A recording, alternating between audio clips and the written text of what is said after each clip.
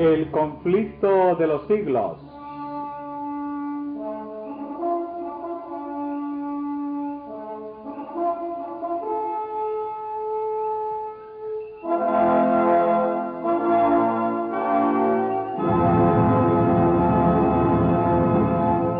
Capítulo 21. Un gran movimiento mundial. En la profecía del primer mensaje angelical, en el capítulo 14 del Apocalipsis, se predice un gran despertamiento religioso bajo la influencia de la proclamación de la próxima venida de Cristo. Se ve un ángel volando en medio del cielo, teniendo un evangelio eterno que anunciar a los que habitan sobre la tierra, y a cada nación, y tribu, y lengua, y pueblo. A gran voz proclama el mensaje: temed a Dios y dadle gloria, porque ha llegado la hora de su juicio, y adorad al que hizo el cielo y la tierra, y el mar, y las fuentes de aguas.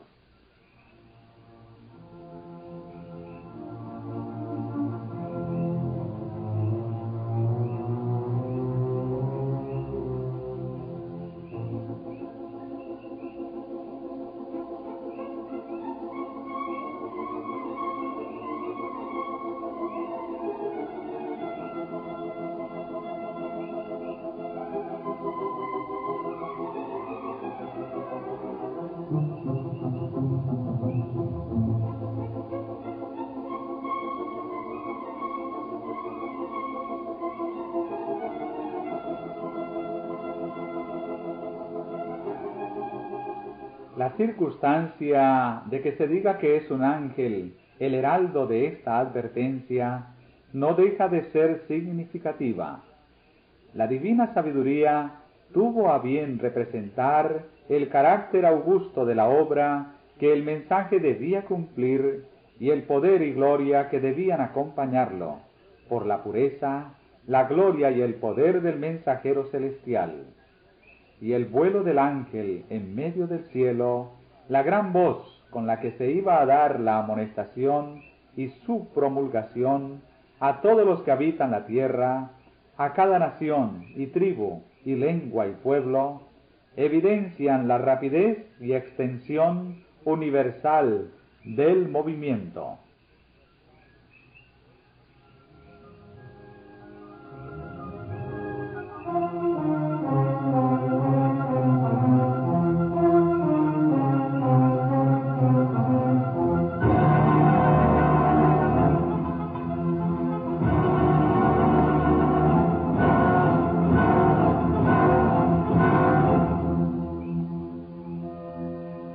El mismo mensaje revela el tiempo en que este movimiento debe realizarse. Se dice que forma parte del Evangelio eterno y que anuncia el principio del juicio. El mensaje de salvación ha sido predicado en todos los siglos, pero este mensaje es parte del Evangelio que sólo podía ser proclamado en los últimos días, pues sólo entonces podía ser verdad que la hora del juicio había llegado. Las profecías presentan una sucesión de acontecimientos que llevan al comienzo del juicio. Esto es particularmente cierto del libro de Daniel. Pero la parte de su profecía que se refería a los últimos días, debía Daniel cerrarla y sellarla hasta el fin del tiempo. Un mensaje relativo al juicio, basado en el cumplimiento de estas profecías, no podía ser proclamado antes de que llegásemos a aquel tiempo. Pero al tiempo del fin, dice el profeta, muchos correrán de aquí para allá, y la ciencia será aumentada.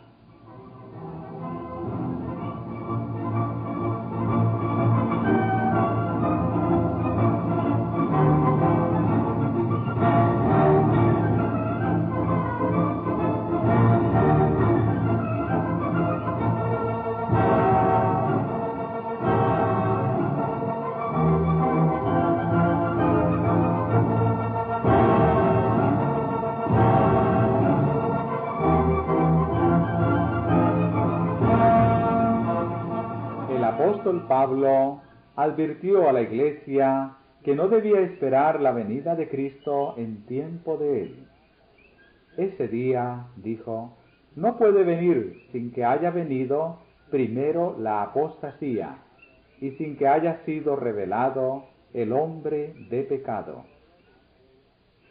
Solo después que se haya producido la gran apostasía y se haya cumplido el largo periodo del reino del hombre de pecado, podemos esperar el advenimiento de nuestro Señor. El hombre de pecado, que también es llamado misterio de iniquidad, hijo de perdición, y el inicuo, representa al papado, el cual, como está predicho en las profecías, conservaría su supremacía durante 1260 años. Este periodo terminó en 1798. La venida del Señor no podía verificarse antes de dicha fecha. San Pablo abarca con su aviso toda la dispensación cristiana hasta el año 1798.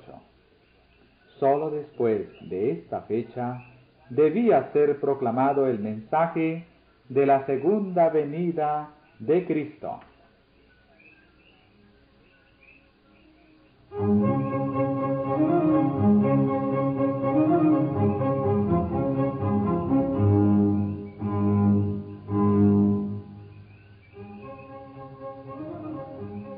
Semejante mensaje no se predicó en los siglos pasados.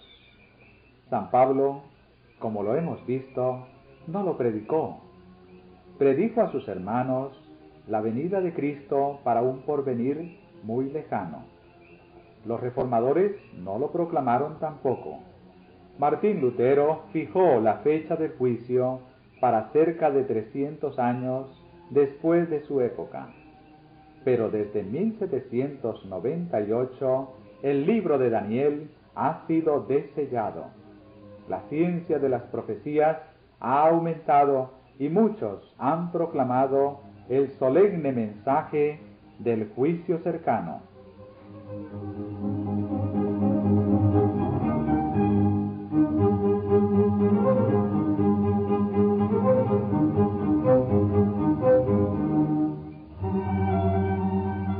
Así como en el caso de la Gran Reforma del siglo XVI, el movimiento adventista surgió simultáneamente en diferentes países de la cristiandad.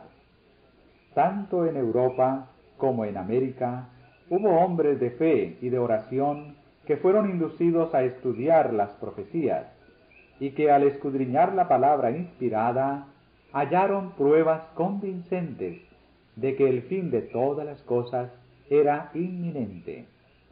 En diferentes países había grupos aislados de cristianos que, por el solo estudio de las Escrituras, llegaron a creer que el advenimiento del Señor estaba cerca.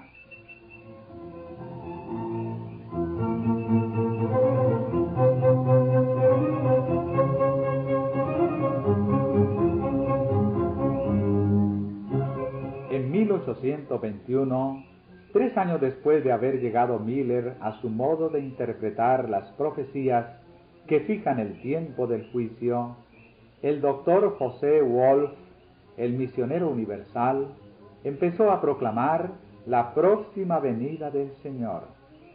Wolf había nacido en Alemania, de origen israelita, pues su padre era rabino. Desde muy temprano se convenció de la verdad de la religión cristiana. Dotado de inteligencia viva y dada a la investigación, solía prestar profunda atención a las conversaciones que se oían en casa de su padre, mientras que diariamente se reunían piadosos correligionarios para recordar las esperanzas de su pueblo, la gloria del Mesías venidero y la restauración de Israel. Un día, cuando el niño oyó mencionar a Jesús de Nazaret, preguntó quién era. Un israelita del mayor talento, le contestaron. Pero como aseveraba ser el Mesías, el tribunal judío le sentenció a muerte. ¿Por qué entonces, siguió preguntando el niño, está Jerusalén destruida? ¿Y por qué estamos cautivos? Ay, ay, contestó su padre, es porque los judíos mataron a los profetas. Inmediatamente se le ocurrió al niño que tal vez Jesús de Nazaret había sido también profeta, y los judíos le mataron siendo inocente. Este sentimiento era tan vivo que, a pesar de haberle sido prohibido entrar en iglesias cristianas, a menudo se acercaba a ellas para escuchar la predicación.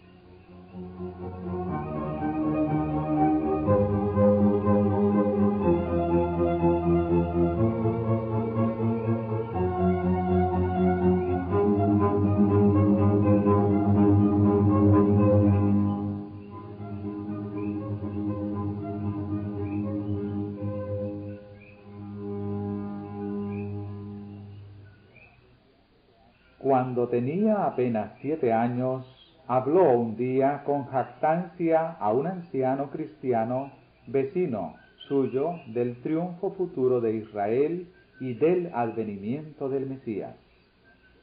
El anciano le dijo entonces con bondad: querido niño, te voy a decir quién fue el verdadero Mesías. Fue Jesús de Nazaret, a quien tus antepasados crucificaron, como también habían matado a los antiguos profetas. Anda a casa y lee el capítulo 53 de Isaías, y te convencerás de que Jesucristo es el Hijo de Dios. No tardó el niño en convencerse. Se fue a la casa y leyó el pasaje correspondiente, maravillándose al ver cuán perfectamente se había cumplido en Jesús de Nazaret. ¿Serían verdad las palabras de aquel cristiano? El muchacho pidió a su padre que le explicara la profecía, pero éste lo recibió con tan severo silencio que nunca más se atrevió a mencionar el asunto. Pero el incidente ahondó su deseo de saber más de la religión cristiana.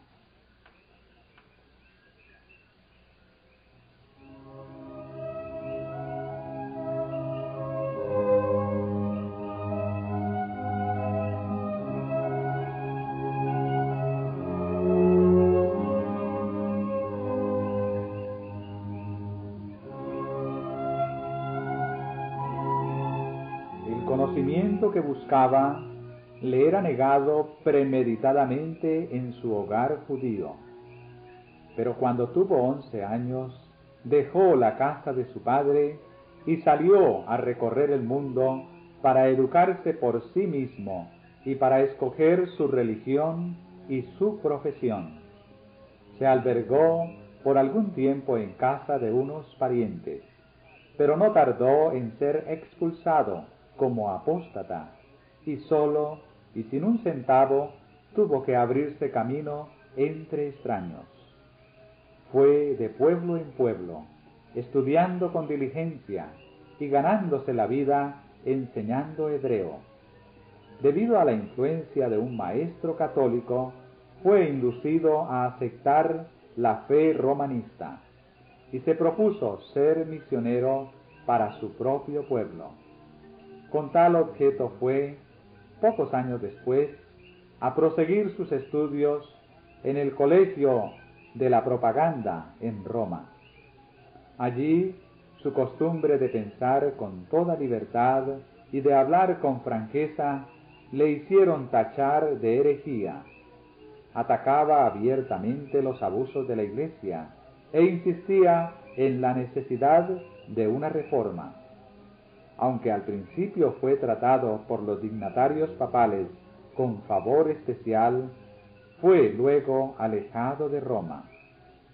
Bajo la vigilancia de la Iglesia, fue de lugar en lugar, hasta que se hizo evidente que no se le podría obligar jamás a doblegarse al yugo del romanismo. Fue declarado incorregible y se le dejó en libertad para ir donde quisiera. Dirigióse entonces a Inglaterra y, habiendo abrazado la fe protestante, se unió a la Iglesia anglicana. Después de 2 años de estudio, dio principio a su misión en 1821.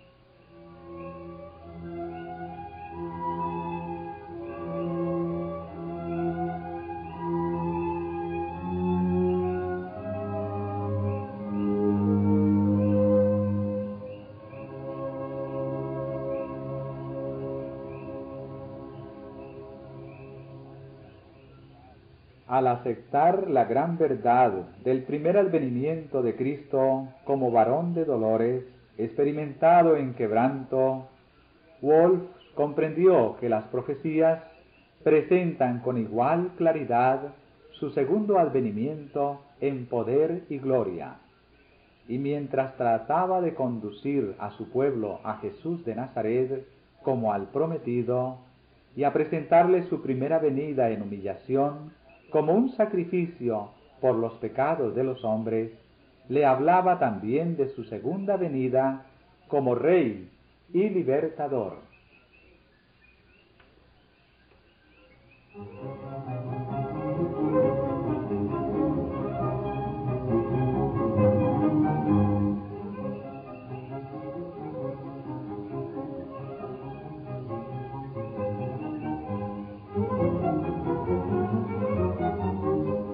Jesús de Nazaret, decía, el verdadero Mesías, cuyas manos y pies fueron traspasados, que fue conducido como cordero al matadero, que fue varón de dolores y experimentado en quebranto, que vino por primera vez después que el cetro fue apartado de Judá y la vara de gobernador de entre sus pies, vendrá por segunda vez en las nubes del cielo y con trompeta de arcángel.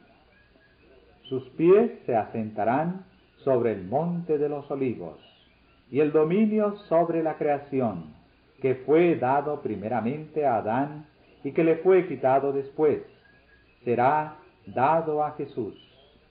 Él será rey sobre toda la tierra. Cesarán los gemidos y lamentos de la creación, y oiránse cantos de alabanza y acciones de gracias, cuando Jesús venga en la gloria de su Padre con los santos ángeles. Los creyentes que murieron resucitarán los primeros. Esto es lo que nosotros los cristianos llamamos la primera resurrección. Entonces el reino animal cambiará de naturaleza y será sometido a Jesús. El Señor volverá a mirar la tierra y dirá que todo es muy bueno.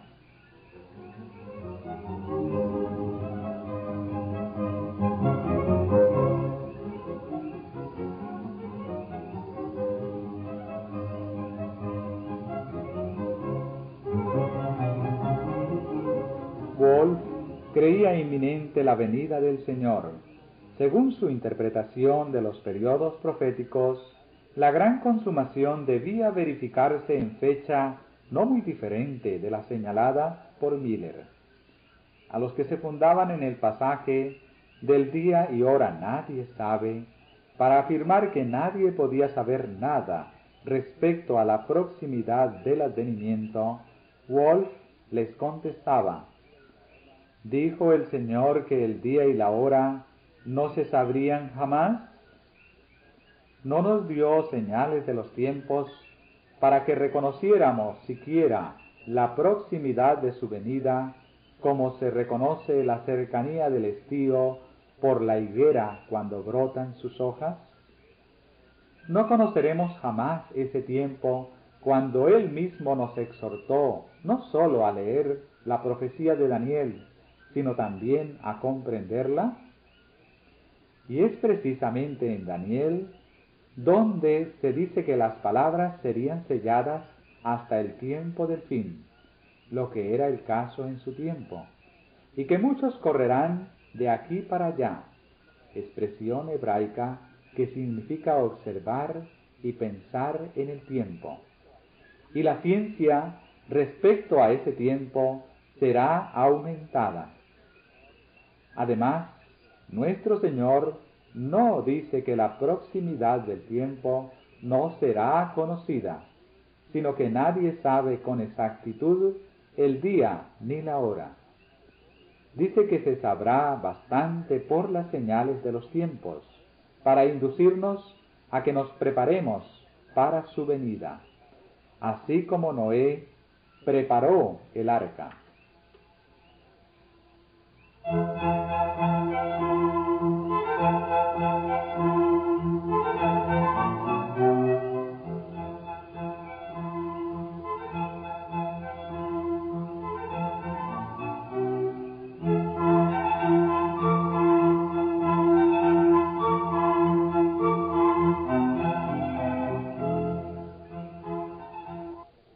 Respecto al sistema popular de interpretar, o mejor dicho, de torcer las Sagradas Escrituras, Wolf describió: la mayoría de las iglesias cristianas se han apartado del claro sentido de las Escrituras para adoptar el sistema fantástico de los budistas.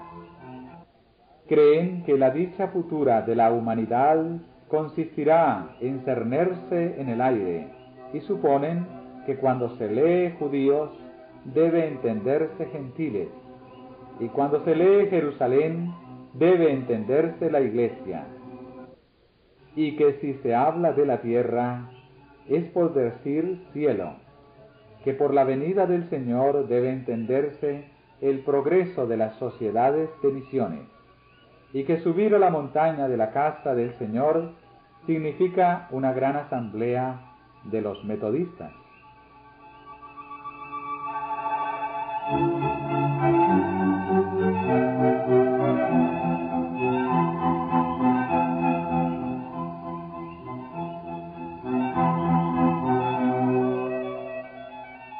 Durante los 24 años que transcurrieron de 1821 a 1845, Wolf hizo muchísimos viajes.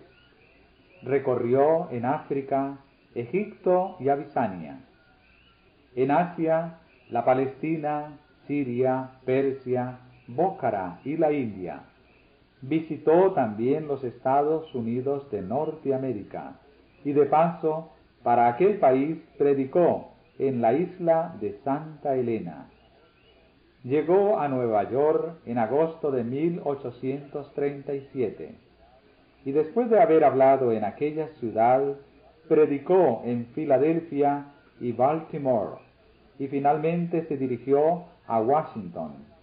Allí dice: debido a una proposición hecha por el expresidente Juan Quincy Adams, en una de las cámaras del Congreso se me concedió por unanimidad el uso del salón del Congreso para una conferencia que di un sábado y que fue honrada con la presencia de todos los miembros del Congreso, como también del obispo de Virginia y del clero y de los vecinos de Washington.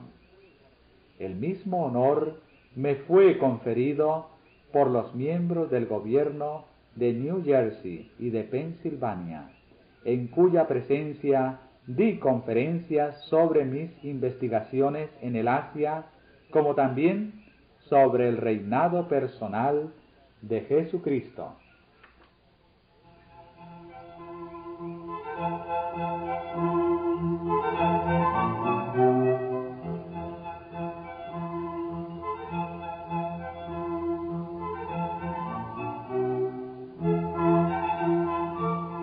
El doctor Wolf visitó los países más bárbaros sin contar con la protección de ningún gobierno europeo, sufriendo muchas privaciones y rodeado de peligros sin número.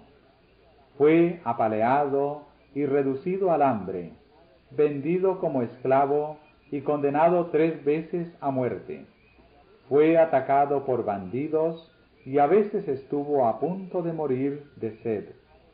Una vez fue despojado de cuanto poseía y tuvo que andar centenares de millas a pie a través de las montañas, con la nieve azotándole la cara y con pies descalzos, entumecidos por el contacto del suelo helado.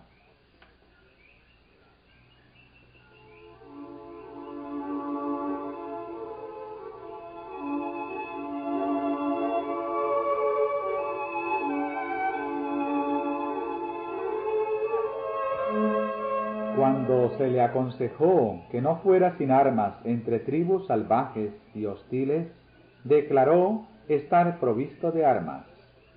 La oración, el celo por Cristo y la confianza en su ayuda. Además, decía, llevo el amor de Dios y de mi prójimo en mi corazón y la Biblia en la mano. Doquiera fuese, llevaba siempre consigo la Biblia en hebreo e inglés. Hablando de uno de sus últimos viajes, dice, solía tener la Biblia abierta en mis manos. Sentía que mi fuerza estaba en el libro y que su poder me sostendría.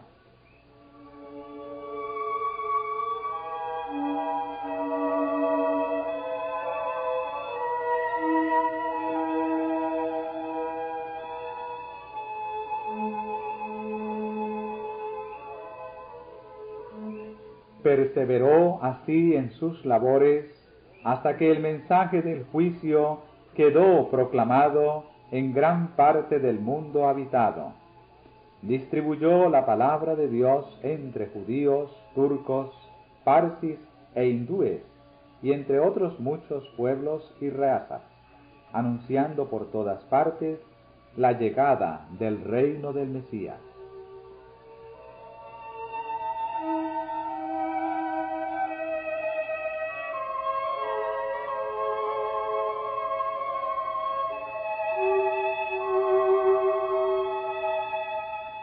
En sus viajes por Bókhara encontró profesada la doctrina de la próxima venida del Señor entre un pueblo remoto y aislado. Los árabes del Yemen dicen, poseen un libro llamado Sera, que anuncia la segunda venida de Cristo y su reino de gloria, y esperan que grandes acontecimientos han de desarrollarse en el año 1840. En el Yemen pasó 6 días con los hijos de Recab. No beben vino, no plantan viñas, ni siembran semillas. Viven en tiendas y recuerdan las palabras de Jonadab, hijo de Recab. Y encontré entre ellos hijos de Israel de la tribu de Dan, quienes en común con los hijos de Recab esperan que antes de mucho vendrá el Mesías en las nubes del cielo.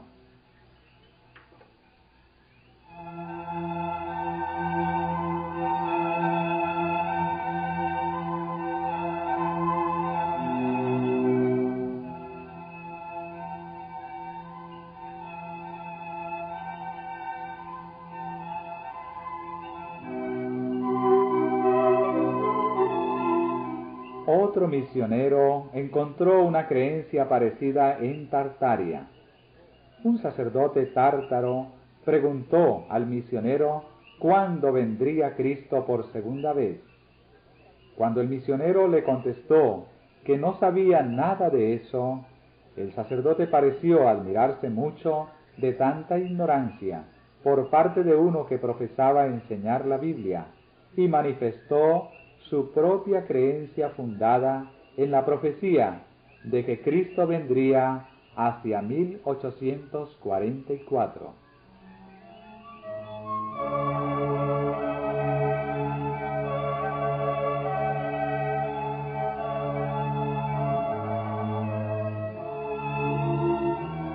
Desde 1826, el mensaje del advenimiento empezó a ser predicado en Inglaterra, pero en este país el movimiento no tomó forma tan definida como en los Estados Unidos de Norteamérica.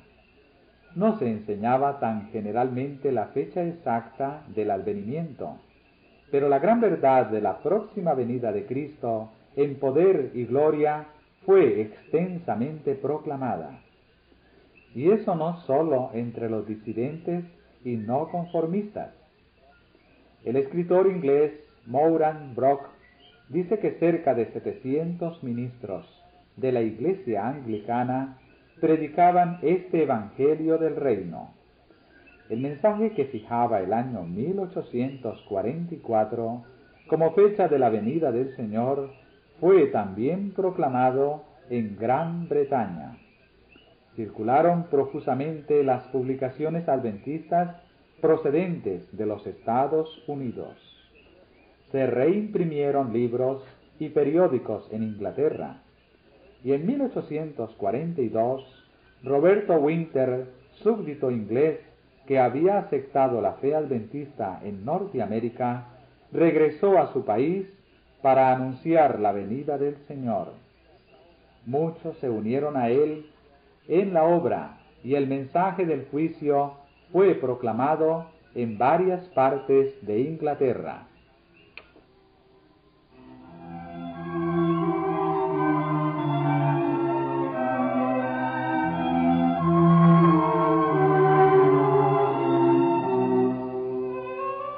En la América del Sur, en medio de la barbarie y de las supercherías de los ministros de la religión, el jesuita chileno Lacunza se abrió camino hasta las Sagradas Escrituras y allí encontró la verdad de la próxima vuelta de Cristo.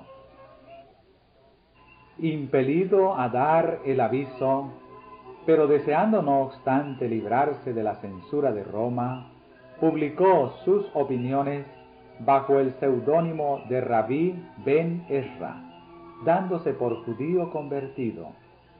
Lacunza vivió en el siglo XVIII, pero fue tan solo hacia 1825 cuando su libro fue traducido al inglés en Londres.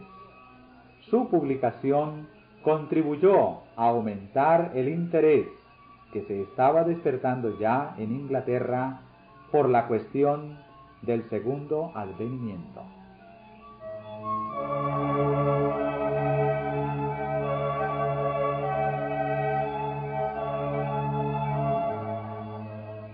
En Alemania, esta doctrina había sido enseñada por el siglo XVIII por Bengel, ministro de la Iglesia luterana y célebre teólogo y crítico.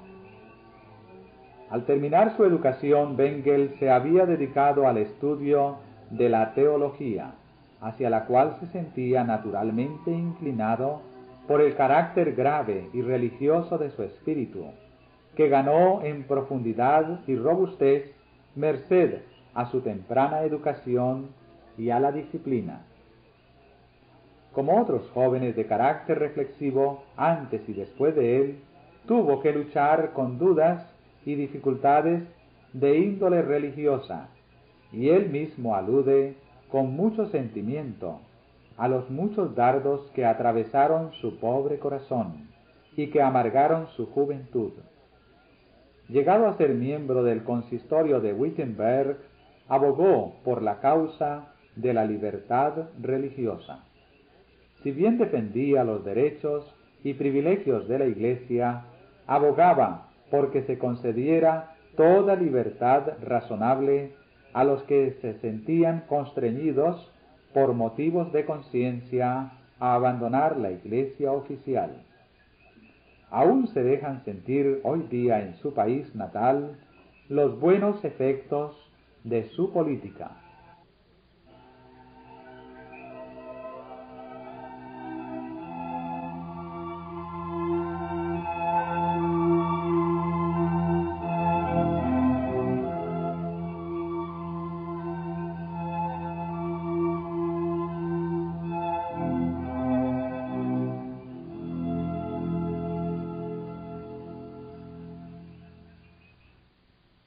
Mientras estaba preparando un sermón sobre Apocalipsis 21 para un domingo de Adviento, la luz de la segunda venida de Cristo se hizo en la mente de Bengel.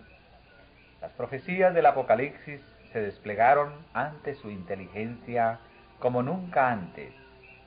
Como anonadado por el sentimiento de la importancia maravillosa y de la gloria incomparable de las escenas descritas por el profeta, se vio obligado a retraerse por algún tiempo de la contemplación del asunto. Pero en el púlpito se le volvió a presentar en toda su claridad y su poder. Desde entonces se dedicó al estudio de las profecías, especialmente las del Apocalipsis, y pronto llegó a creer que ellas señalan la proximidad de la venida de Cristo. La fecha que él fijó para el segundo advenimiento no difería más que en muy pocos años de la que fue determinada después por Miller.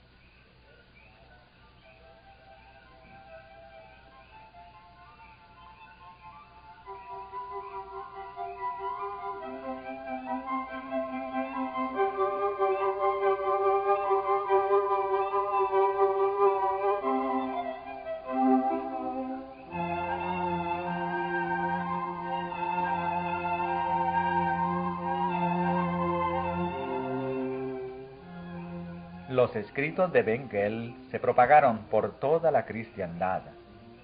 Sus opiniones acerca de la profecía fueron adoptadas en forma bastante general en su propio estado de Wittenberg y hasta cierto punto en otras partes de Alemania.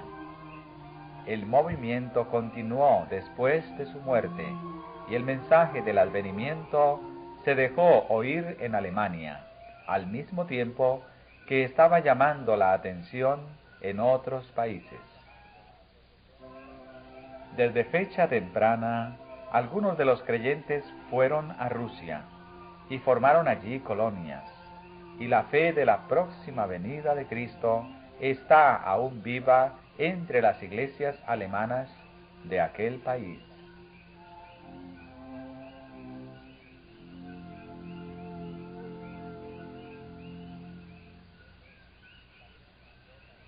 La luz brilló también en Francia y en Suiza. En Ginebra, donde Farel y Calvino propagaron las verdades de la Reforma, Gaussen predicó el mensaje del segundo advenimiento. Cuando era aún estudiante, Gaussen había conocido el espíritu racionalista que dominaba en toda Europa hacia fines del siglo XVIII y principios del XIX. Y cuando entró en el ministerio, no sólo ignoraba lo que era la fe verdadera, sino que se sentía inclinado al escepticismo. En su juventud se había interesado en el estudio de la profecía.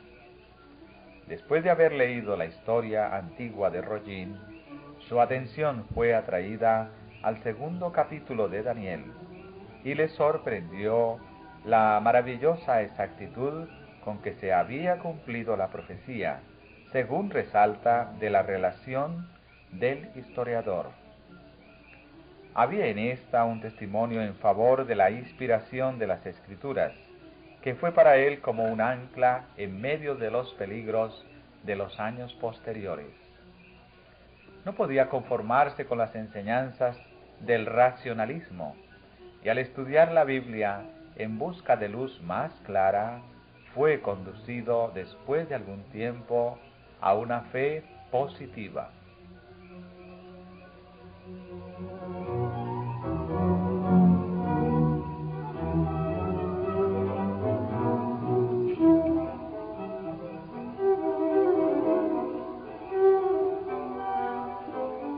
Al continuar sus investigaciones sobre las profecías, llegó a creer que la venida del Señor era inminente. Impresionado por la solemnidad e importancia de esta gran verdad, deseó presentarla al pueblo, pero la creencia popular de que las profecías de Daniel son misterios y no pueden ser entendidas, le resultó obstáculo serio. Al fin resolvió, como Farel lo había hecho antes que él en la evangelización de Ginebra, empezar con los niños, esperando por medio de ellos alcanzar a los padres.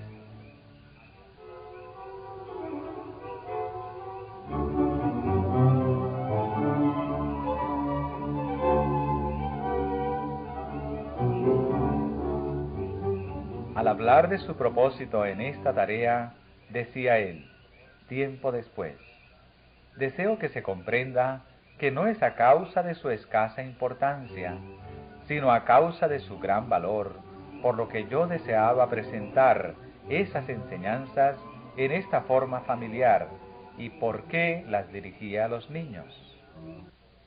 Deseaba que se me oyese y temía que no se me escuchara si me dirigía primero a los adultos. Resolví, por consiguiente, dirigirme a los más jóvenes. Reúno, pues, una asistencia de niños. Si ésta aumenta, si se ve que los niños escuchan, que están contentos e interesados, que comprenden el tema y saben exponerlo, estoy seguro de tener pronto otro círculo de oyentes, y a su vez los adultos verán que vale la pena sentarse a estudiar. Y así se gana la causa.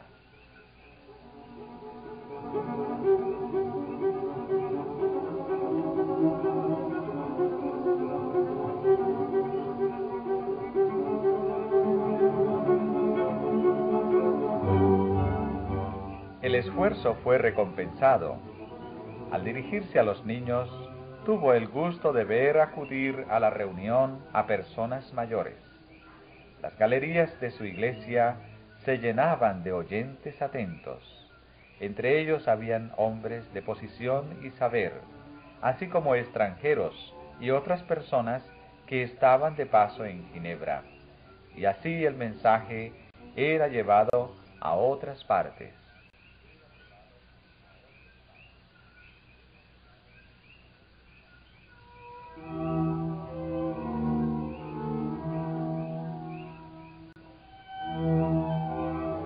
Animado por el éxito, Gaussen publicó sus lecciones con la esperanza de promover el estudio de los libros proféticos en las iglesias de los pueblos que hablan francés.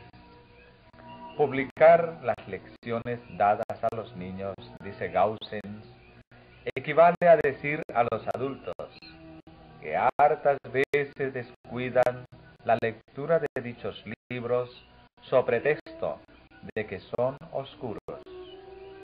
¿Cómo pueden serlo cuando vuestros niños los entienden? Tenía un gran deseo, agrega, de popularizar el conocimiento de las profecías entre nuestros rebaños, en cuanto fuera posible. En realidad, no hay estudio que parezca responder mejor a las necesidades de la época. Por medio de él, debemos prepararnos para la tribulación cercana y velar y esperar a Jesucristo.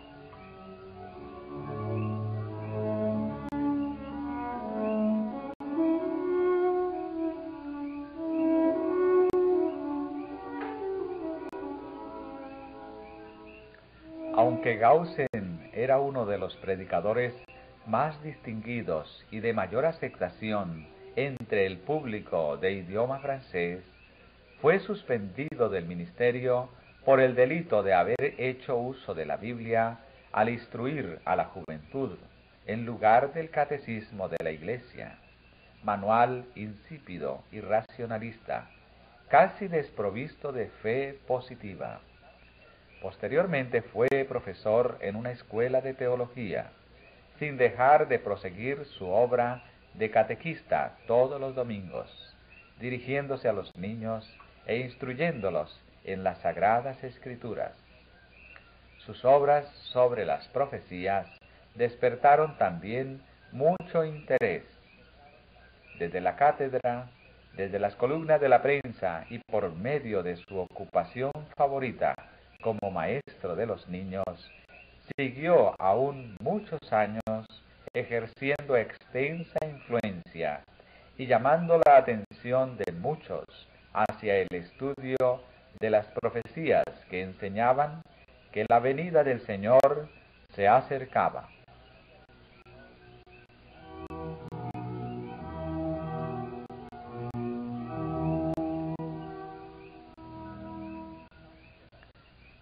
El mensaje del advenimiento fue proclamado también en Escandinavia y despertó interés por todo el país.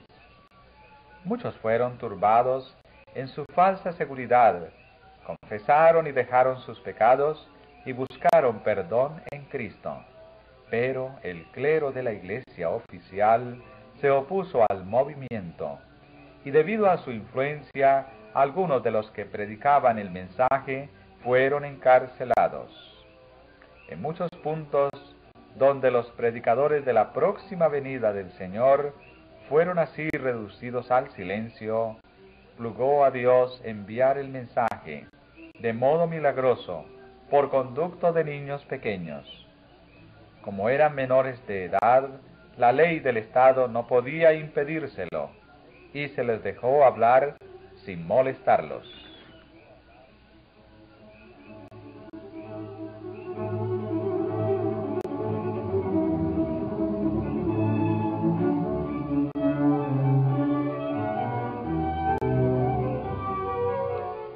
El movimiento cundió principalmente entre la clase baja, y eran en las humildes viviendas de los trabajadores donde la gente se reunía para oír la amonestación. Los mismos predicadores infantiles eran en su mayoría pobres rústicos. Algunos de ellos no tenían más de 6 a 8 años de edad, y aunque sus vidas testificaban que amaban al Salvador y que procuraban obedecer los santos preceptos de Dios, no podían dar prueba de mayor inteligencia y pericia que las que se suelen ver en los niños de esa edad. Sin embargo, cuando se encontraban ante el público, era de toda evidencia que los movía una influencia superior a sus propios dones naturales. Su tono y sus ademanes cambiaban, y daban la amonestación del juicio con poder y solemnidad, empleando las palabras mismas de las Sagradas Escrituras. Temed a Dios y dadle gloria, porque ha llegado la hora de su juicio. Reprobaban los pecados del pueblo, condenando no solamente la inmoralidad y el vicio, sino también la mundanalidad y la apostasía, y exhortaban a sus oyentes a huir de la ira venidera.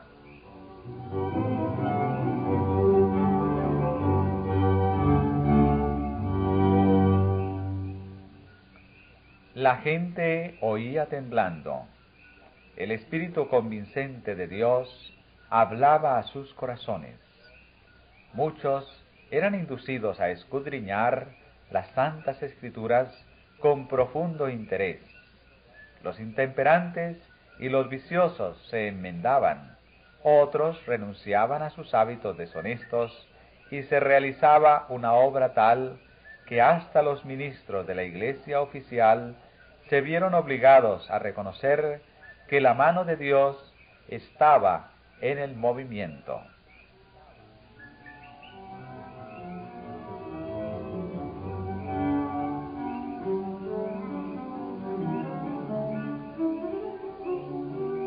Dios quería que las nuevas de la venida del Salvador fuesen publicadas en los países escandinavos, y cuando las voces de sus siervos fueron reducidas al silencio, puso su espíritu en los niños para que la obra pudiese hacerse. Cuando Jesús se acercó a Jerusalén, seguido de alegres muchedumbres que, con grito de triunfo y ondeando palmas, le aclamaron Hijo de David, los fariseos, envidiosos, le intimaron para que hiciese callar al pueblo. Pero Jesús contestó que todo eso se realizaba en cumplimiento de la profecía, y que si la gente callaba, las mismas piedras clamarían.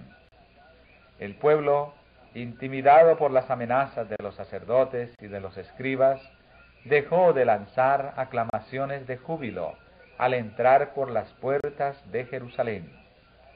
Pero en los atrios del templo, los niños reanudaron el canto y agitando sus palmas exclamaban: «Hosana al Hijo de David».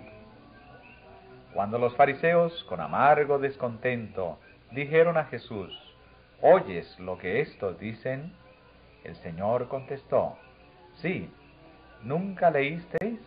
De la boca de los niños y de los que maman, ¿perfeccionaste la alabanza?». Así como Dios actuó por conducto de los niños en tiempo del primer advenimiento de Cristo, así también intervino por medio de ellos para proclamar el mensaje de su segundo advenimiento. Y es que tiene que cumplirse la palabra de Dios, que dice que la proclamación de la venida del Salvador debe ser llevada a todos los pueblos, lenguas y naciones.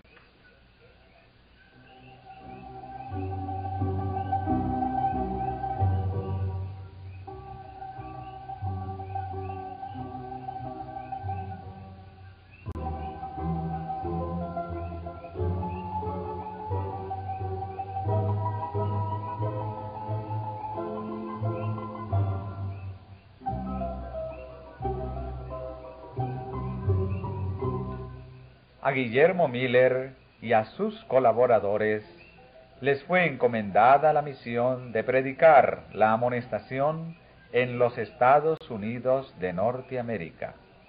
Dicho país vino a ser el centro del gran movimiento adventista.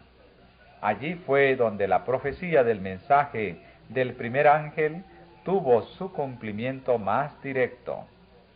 Los escritos de Miller y de sus compañeros se propagaron hasta en países lejanos. A donde quiera que hubiesen penetrado misioneros, allá también fueron llevadas las alegres nuevas de la pronta venida de Cristo. Por todas partes fue predicado el mensaje del Evangelio eterno: temed a Dios y dadle gloria, porque ha llegado la hora de su juicio.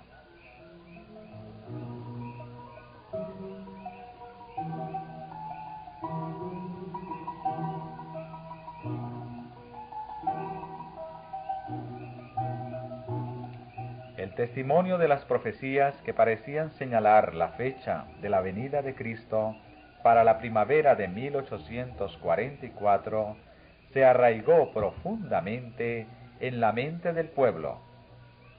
Al pasar de un estado a otro, el mensaje despertaba vivo interés por todas partes.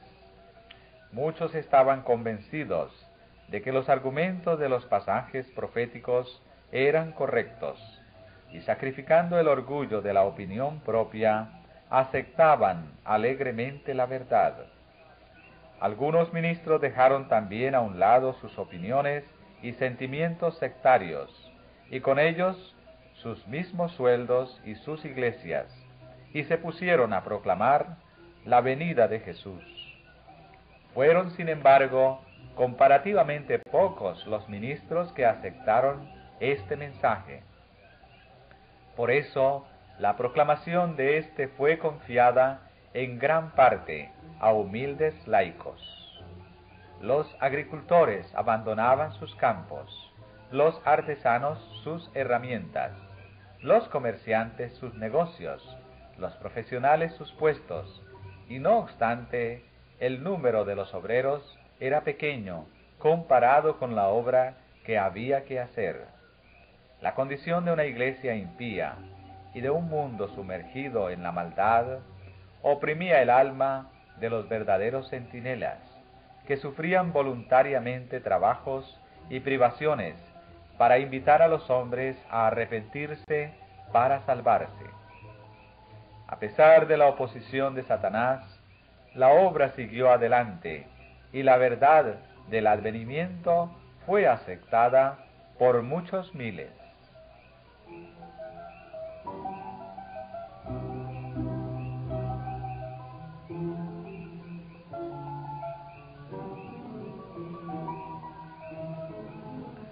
Por todas partes se oía el testimonio escrutador que amonestaba a los pecadores, tanto mundanos como miembros de iglesia, para que huyesen de la ira venidera.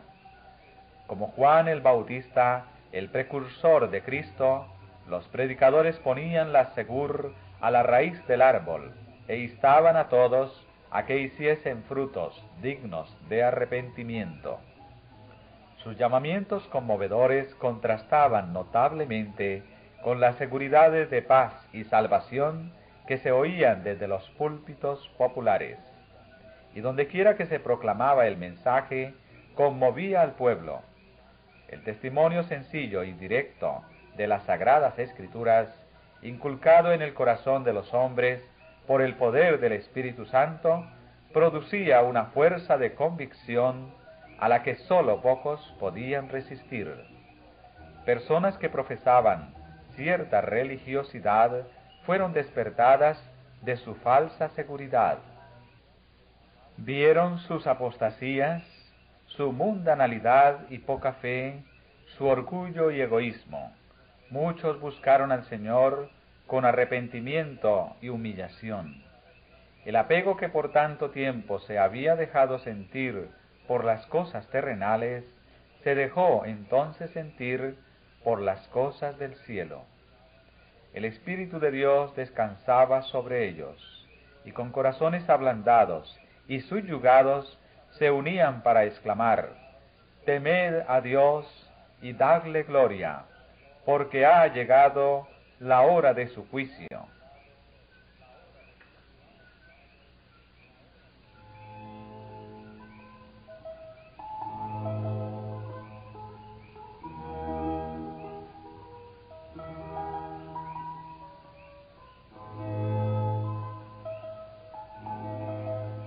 Los pecadores preguntaban llorando: ¿qué debo yo hacer para ser salvo? Aquellos cuyas vidas se habían hecho notar por su mala fe, deseaban hacer restituciones. Todos los que encontraban paz en Cristo ansiaban ver a otros participar de la misma bendición. Los corazones de los padres se volvían hacia sus hijos, y los corazones de los hijos hacia sus padres. Los obstáculos levantados por el orgullo y la reserva desaparecían. Se hacían sentidas confesiones y los miembros de la familia trabajaban por la salvación de los más cercanos y más queridos.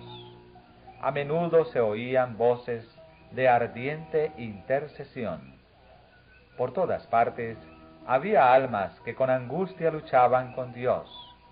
Muchos pasaban toda la noche en oración para tener la seguridad de que sus propios pecados eran perdonados, o para obtener la conversión de sus parientes o vecinos.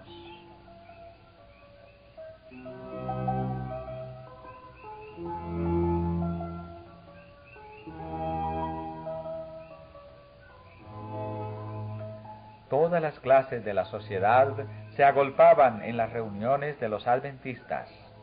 Ricos y pobres, grandes y pequeños, ansiaban por varias razones oír ellos mismos la doctrina del segundo advenimiento. El Señor contenía el espíritu de oposición, mientras que sus siervos daban razón de su fe. A veces el instrumento era débil, pero el Espíritu de Dios daba poder a su verdad. Se sentía en esas asambleas la presencia de los santos ángeles, y cada día muchas personas eran añadidas al número de los creyentes. Siempre que se exponían los argumentos en favor de la próxima venida de Cristo, había grandes multitudes que escuchaban embelesadas. No parecía sino que el cielo y la tierra se juntaban. El poder de Dios era sentido por ancianos, jóvenes y adultos.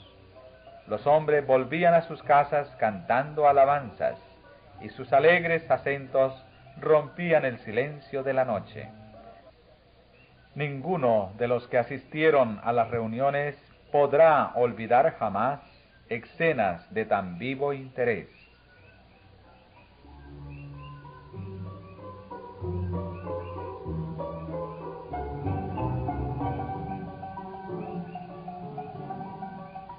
La proclamación de una fecha determinada para la venida de Cristo suscitó gran oposición por parte de muchas personas de todas las clases, desde el pastor hasta el pecador más vicioso y atrevido. Cumpliéronse así las palabras de la profecía que decían: en los postrimeros días vendrán burladores, andando según sus propias concupiscencias, y diciendo: ¿dónde está la promesa de su advenimiento? Porque desde el día en que los padres durmieron, todas las cosas permanecen así, como desde el principio de la creación. Muchos que profesaban amar al Salvador declaraban que no se oponían a la doctrina del segundo advenimiento, sino tan solo a que se le fijara una fecha. Pero el ojo escrutador de Dios leía en sus corazones. En realidad, lo que había era que no querían oír decir que Cristo estaba por venir para juzgar al mundo en justicia. Habían sido siervos infieles. Sus obras no hubieran podido soportar la inspección de Dios, que escudriña los corazones, y temían comparecer ante su Señor. Como los judíos en tiempo del primer advenimiento de Cristo no estaban preparados para dar la bienvenida a Jesús, no sólo se negaban a escuchar los claros argumentos de la Biblia, sino que ridiculizaban a los que esperaban al Señor. Satanás y sus ángeles se regocijaban de esto y arrojaban a la cara de Cristo y de sus santos ángeles la afrenta de que los que profesaban ser su pueblo le amaban tan poco que ni deseaban su aparición.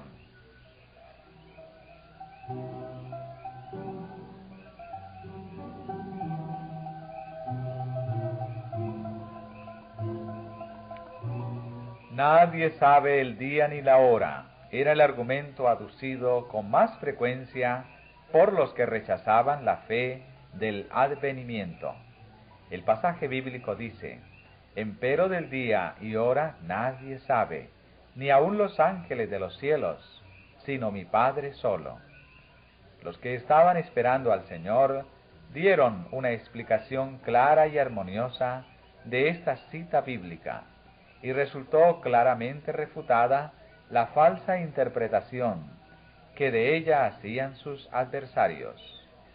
Esas palabras fueron pronunciadas por Cristo en la memorable conversación que tuvo con sus discípulos en el Monte de los Olivos, después de haber salido del templo por última vez.